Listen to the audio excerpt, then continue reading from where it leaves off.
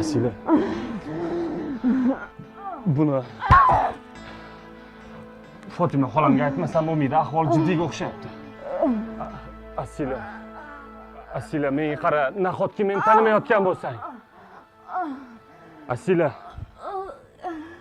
Mohira, siz dugonangizga qarab turing, xo'pmi?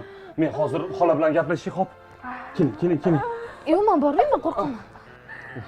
Asila, iltimos. Iltimos, qarab turing, xo'pmi?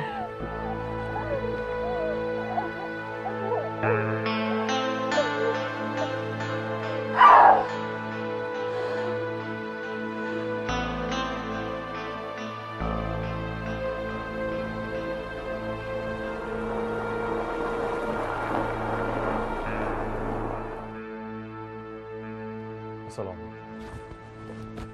Mana aka, qaytib shartamiz. Assalomu alaykum. Sen bugun qanday? Qizimga nima qildi?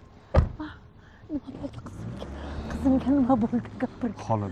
Qizimga nima bo'ldi? Xolajon, sizga rostini aytaman. Uni ruhiyatda jiddiy muammo bor. Uni yaxshi bir psixiatrga ko'rsatishimiz kerak. Nimalar deyapsan? Yo'q, qanaqa psixiatr? Rostini aytyapman. To'g'risini aytsam, o'zi kecha uni ruhiy kasalliklar shifoxonasiga olib bormoqchi edim. Balki sizni ko'rsa o'ziga kelib qolar degan xayolda edim. Bu kimning uyi? Kimning uyi? Bu men ijarada turadigan uy. Xotirlanmang. Asila ichkarida, eng yaqin dugonasi bilan birga. Sizni kutib o'tirgandik.